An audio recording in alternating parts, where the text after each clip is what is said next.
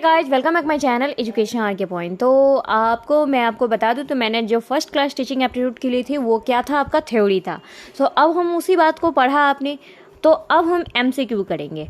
दूसरी बात है कि कल आपका टीचिंग एप्टीट्यूड का आपका टेस्ट लगेगा, आप सेक्शनल टेस्ट को देंगे। फर्स्ट ऑफ ऑल अगर आप इस ग्रुप में नए हो यानी कि इस चैनल में नए हो तो बिल्कुल मैं आपको बता देती हूँ अपने चैनल के कुछ रूल्स एंड रेगुलेशन।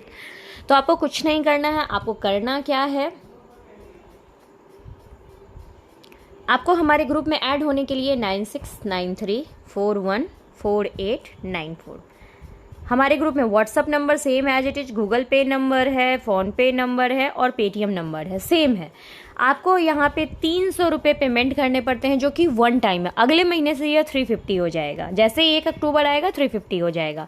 कॉलिंग करने का टाइम 5 to 7 PM है। तो आपको टेस्ट की आईडी मिल जाएगी, पीडीएफ मिल जाएंगे, साथ साथ जितने भी होमवर्क्स वगैरह होते हैं वो सब कुछ आपको मिल जाएंगे। और ये पेमेंट करने के बाद आप स्क्रीनशॉट मुझे शेयर कर दीजिएगा, अपने व्हाट्सअप नंबर से आपका ऐड कर दिए जाओगे ग्रुप में। अगर आपके पास गूगल पे, फोन पे, पेटीएम नहीं है तो किसी और से भी पेमेंट करवा सकते हो और फिर आप ऐड हो जाते हो। चलिए आइए क्लास को स्टार्ट करते हैं। बताइए, आपका पहला क्वेश्चन है, नई नई बातें सीखने के लिए किसकी ज़रूरत होती है?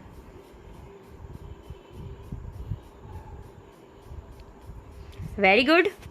तो नई नई बातें सीखने के लिए आपको किसकी जरूरत, तो आपको किस चीज़ की जरूरत होती है? सभी नए नए स्थलों का भ्रमण किया जाए, अनुभवी एवं ज्ञानी लोगों का साथ पकड़ा जाए, नई पुस्तकों का अध्ययन किया जाए। चलिए, बालिका शिक्षा क्यों आवश्यक है बताइए, यानी कि लड़कियों को शिक्षा देना क्यों आवश्यक है?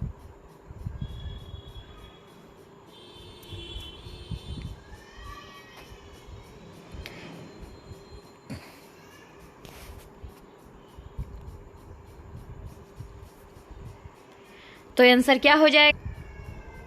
आगे चलकर क्या करेगी, अपने शिशुओं का मार्गदर्शन करेंगी। वो समझ में आया? चलिए नेक्स्ट, शिक्षकों के लिए अधिकारों की रक्षा के संबंध में आपके विचार में क्या सही है? शिक्षक अधिकार एक्ट होना चाहिए, शिक्षकों का यूनियन होना चाहिए, शिक्षक के अधिकारों की रक्षा समाज की जिम्मेवारी है, शिक्षक के अधिकारों का हमेशा से सम्मान हमेशा से होता आ रहा है।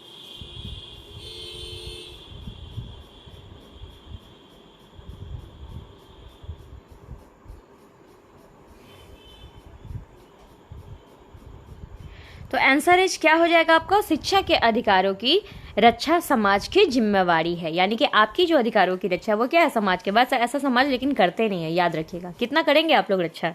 चलिए, समुदाय अध्यापक से आप अपेक्षा क्या करता है, यानी कि समुदाय जो आपकी कम्युनिटी होती है, समाज होता है, वो अध्यापक से क्या अपेक्षा करता है?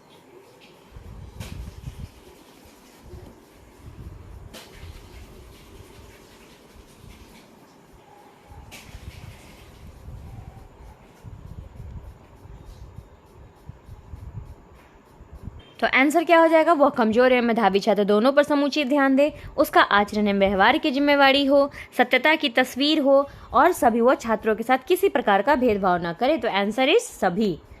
असामाजिक लोगों के साथ आपका व्यवहार कैसा होता है, यानी कि असामाजिक समझ रहे हैं ना, जो समाज से थोड़े हट के होते हैं, उद्दंड टाइप के होते हैं, गुंडे मवाली टाइप के होते हैं, उन लोगों के लिए है। बताइए।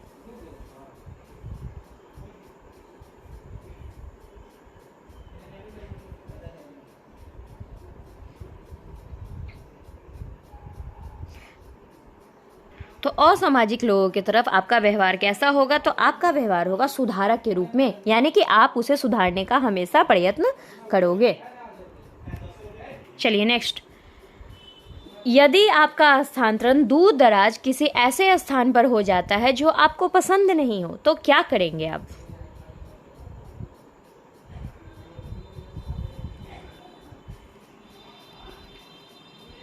चलिए, बहुत अच्छी बात है। तो पसंद और नापसंद की बात निकालकर अपना काम आप करेंगे। याद रखिएगा, अगर आपका ट्रांसफ़र अगर दूर हुआ तो क्या है, पसंद या नापसंद निकालकर अपना काम करोगे। नेक्स्ट चलते हैं, लड़कियों को उतनी ही शिक्षा देनी चाहिए जितनी की शिक्षा के द्वारा वो क्या हो, एक सफल सहायक शिक्षक बच्चों को प्रारंभिक शिक्षा दे सके। तो चलिए, यहाँ पे लड़कियों को कितनी शिक्षा देनी चाहिए? तो वो आत्मनिर्भर बन सके, उनको उतनी शिक्षा देनी चाहिए। चलिए नेक्स्ट क्वेश्चन देखते हैं, यदि आपकी दृष्टि में शिक्षण व्यवसाय है तो क्या है? मौज मस्ती का है, वर्तमान समय में भी श्रेष्ठ है, वर्तमान समय में घाटे का व्यवसाय है, लाभप्रद है?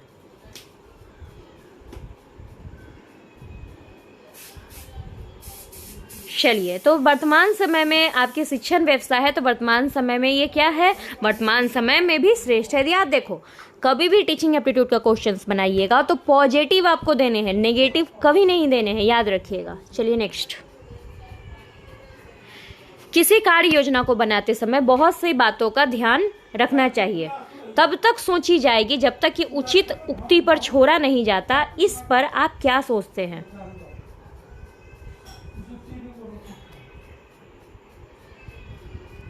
तो आंसर क्या हो जाएगा?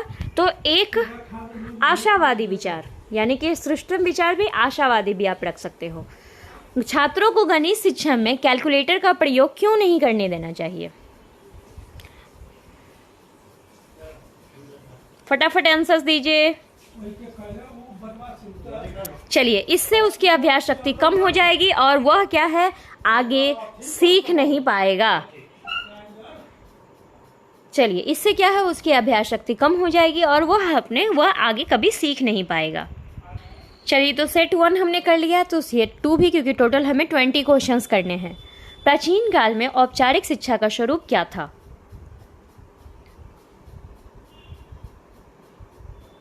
तो प्राचीन काल में औपचारिक शिक्षा यानी कि कल्चरल यानी धार्मिक संस्कारों का ज्ञान था। यदि आपसे किसी गंभीर विषय पर भाषण देने के लिए कहा जाए तो आप क्या करोगे? जाहिर सी बात है कि बी ए टीचर, आप सहर्ष तैयार हो जाएंगे।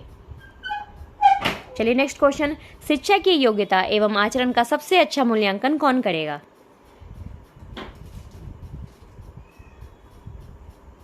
चलिए, बहुत अच्छी बात है। तो आपका स्टूडेंट ही क्या करेगा? आपके योग्यता और आचरण का सबसे अच्छा मूल्यांकन करेगा। स्कूल अनुशासन में निम्न में से किसे प्राथमिकता दी जाती है?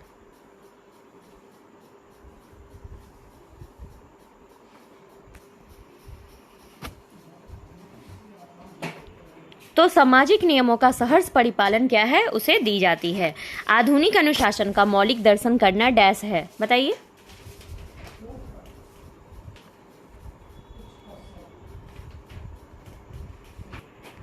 तो स्वास्थ्य एवं मार्गदर्शन एवं परामर्श। तो चलिए, ये यहाँ पे इस क्लास को 15 है।